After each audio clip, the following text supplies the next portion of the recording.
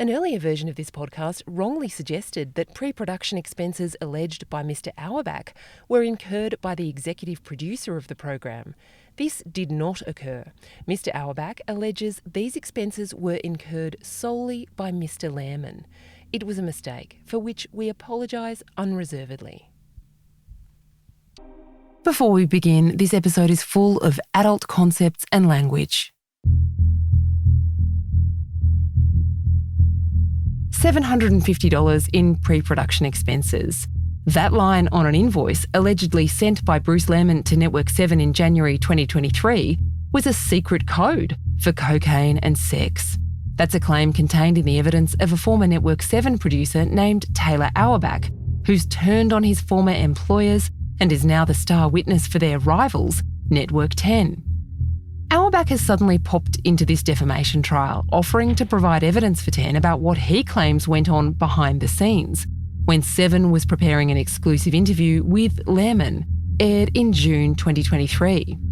Auerbach's talked about his own involvement in long, boozy lunches, nights with sex workers, the procurement of Class A drugs.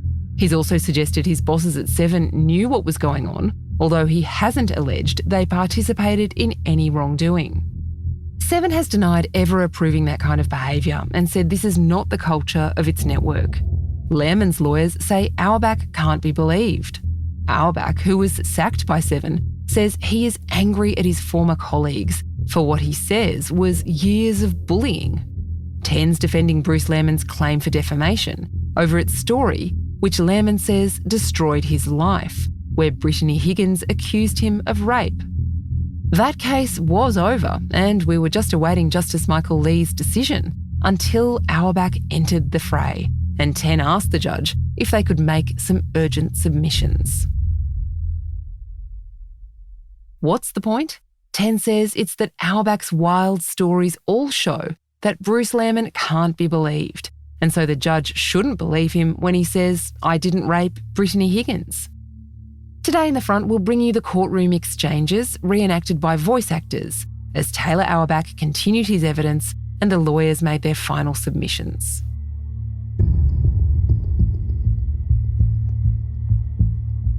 First, the invoice, which Auerbach says came after a December 2022 evening when, according to him, Lehrmann bought a bag of cocaine and booked sex workers to come to the hotel where he and Auerbach were partying. Auerbach said Lehrmann asked if 7 could reimburse him for the expense. Here's Auerbach being questioned by counsel for 10, Matt Collins, KC. Can I just ask you, what's your understanding of the matter to which the $750 charge for pre-production expenses relates? Mr Lehrmann's expenditure on cocaine and prostitutes. And what's the basis for that understanding? That he indicated to me he needed to replenish his bank account after the bender. Matthew Collins wanted to know how it ended up being put into the system as pre-production expenses, not per diems, as Auerbach originally suggested. That was the vaguest of the categories that we could choose without being deceptive or misleading, I suppose. And it was put through the expense system as pre-production. To your knowledge, was this invoice paid by 7?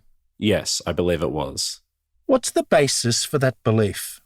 Mr Llewellyn told me it was approved. Miss Aquila told me it was getting paid, and Mr Lehrmann told me he received the funds. No further questions? Well, I'll ask one. Is that the only invoice you're aware of? Of this type, yes. 7's previously denied ever paying an invoice like this. Auerbach said he believed the invoice had been paid, saying Lehrmann told him the funds had appeared in his bank account.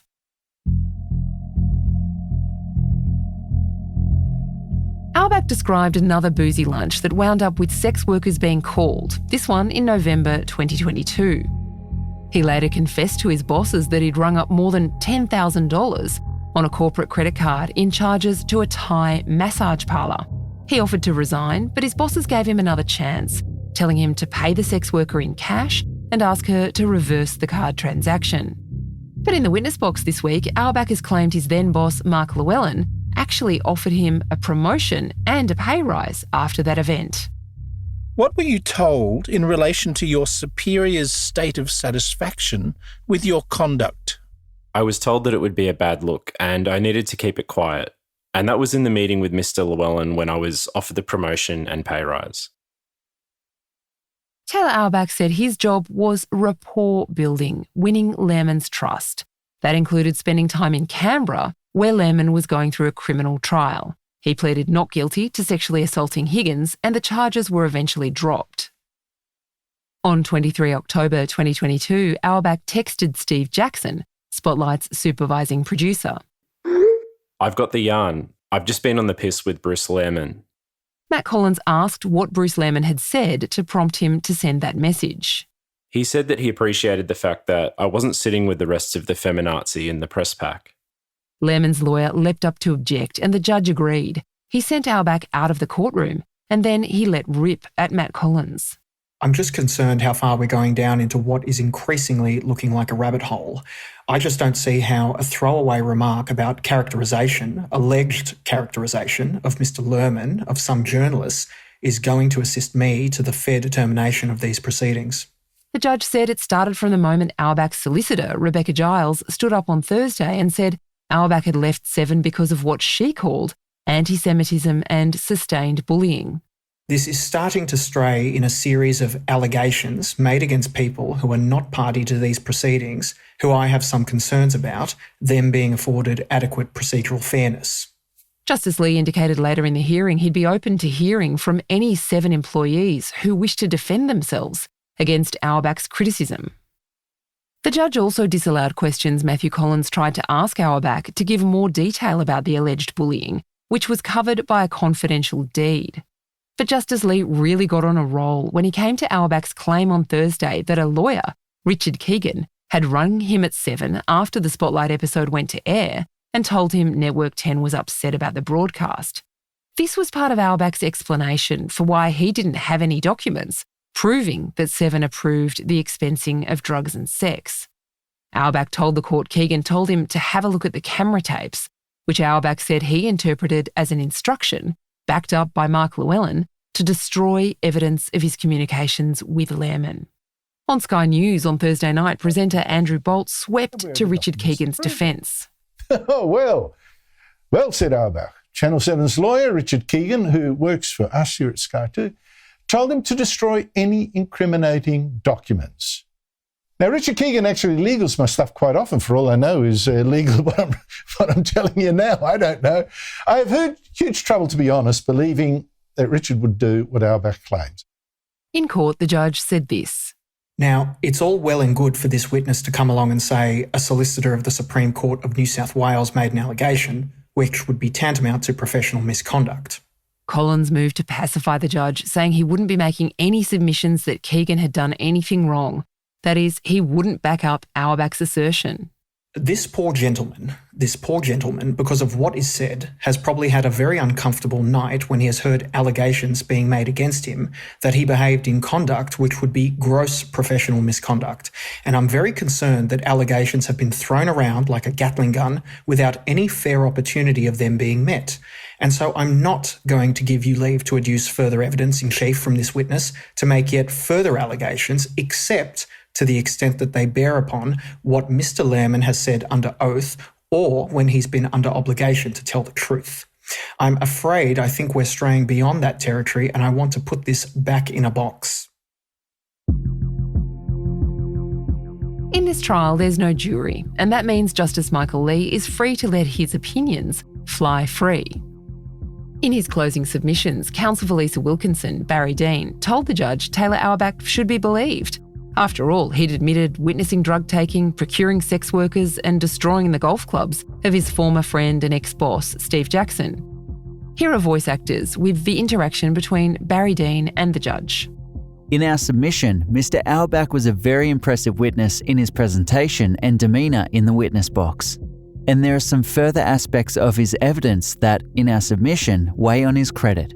The first is that he came to this court and freely made admissions against his own interest, both reputationally and when he was challenged on certain matters in cross-examination. Yeah, but there's a question of why he did that. Yes, generally someone who's making admissions against interest, you view their evidence through that and might think that they're more cogent witnesses because of that.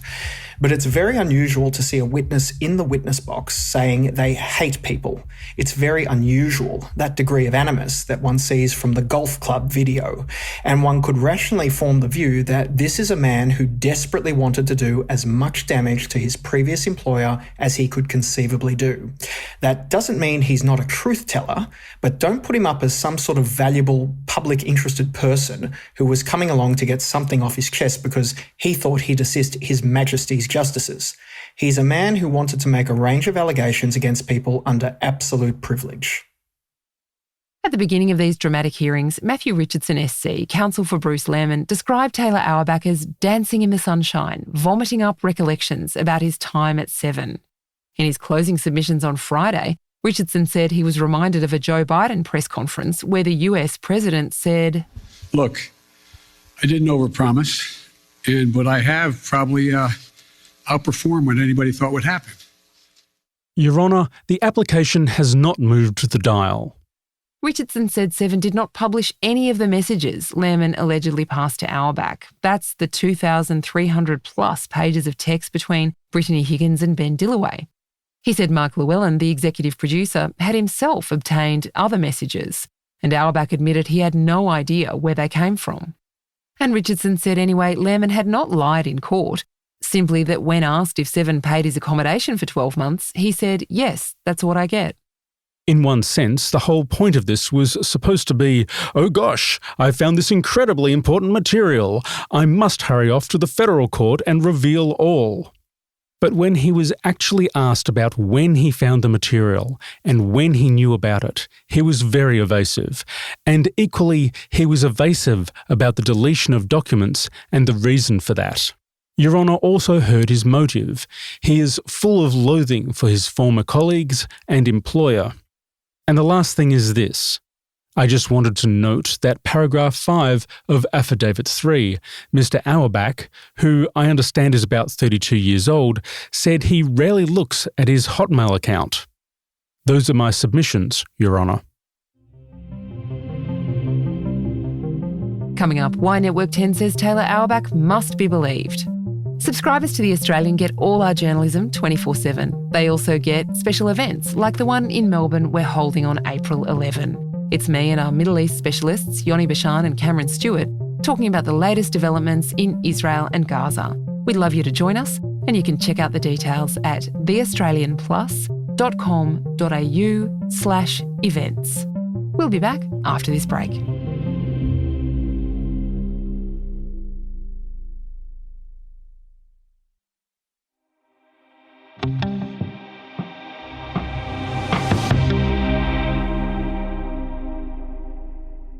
So, what's this all about again? It's about Ten's claim that Bruce Lehrmann can't be trusted. Ten says the Auerbach evidence shows Lehrmann handed over confidential documents from his criminal trial to Seven. In particular, it's about something called an e-brief, prepared by the Australian Federal Police, of all their evidence in the case. Ten says if Lehrmann handed that e-brief, or parts of it, to Seven, it would have been a breach of the Harmon undertaking. That's a court rule that you can't use material obtained in a court case for any other purpose. Ten says that's a serious abuse of process. Here's Matt Collins. This is not a trifling or excusable matter. It warranted the reopening of the case because it goes squarely to Mr Lehrmann's attitude towards the administration of justice. Okay, so what about the sex workers and drugs? Sure, it's juicy. But is it important to this trial? Here's Matt Collins. The essential facts are not really much in dispute. Mr Auerbach did spend in excess of $10,000 on Mr Llewellyn's corporate credit card to pay for prostitutes and drugs, and Mr Lehrmann benefited from those purchases. Somehow, in the perverse universe in which this program was apparently operating, Mr Auerbach was not terminated for spending more than $10,000 on the company credit card on illicit activities in connection with getting the story of the year. It's staggering. Justice Lee noted Auerbach's boss, Steve Jackson, ordered him to repay the money, told him to negotiate with the sex worker about reversing the transaction, and told him by text, "I reckon you might survive." Isn't that showing a degree of concern and disapproval of the actions, which may well be able to be reversed if everything is sort of fixed up? I know what I'd do if it was my employee. I wouldn't be saying, "Go and get the credit card reversed and pay cash and you can keep your job." It's an extraordinary state of affairs. Lee didn't seem convinced of the point of all this and said there were only two possible explanations for how the documents came to be on Auerbach's phone. Either Lehrmann gave them to him, or someone unknown gave them to another employee of Seven. Lawyers for Ten and Lisa Wilkinson say the only plausible source is Lehrmann.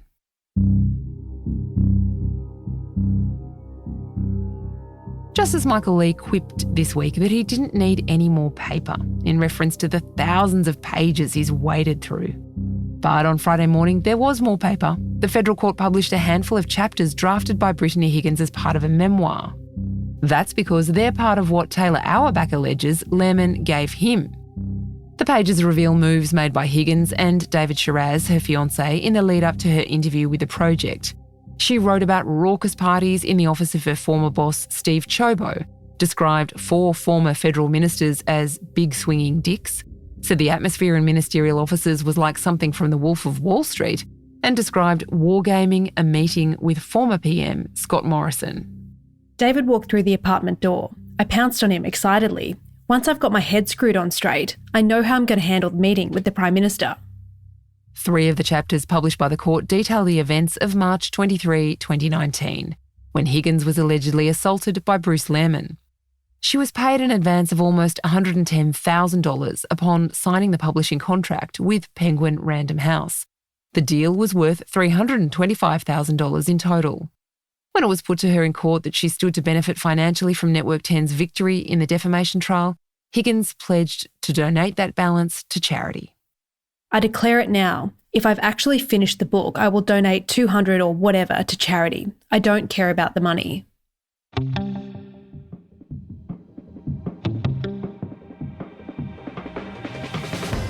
Thanks for joining us on The Front. We'll be back next week, maybe with a judgment in this case. Definitely with all Australia's best journalism. And you can check us out anytime at theaustralian.com.au.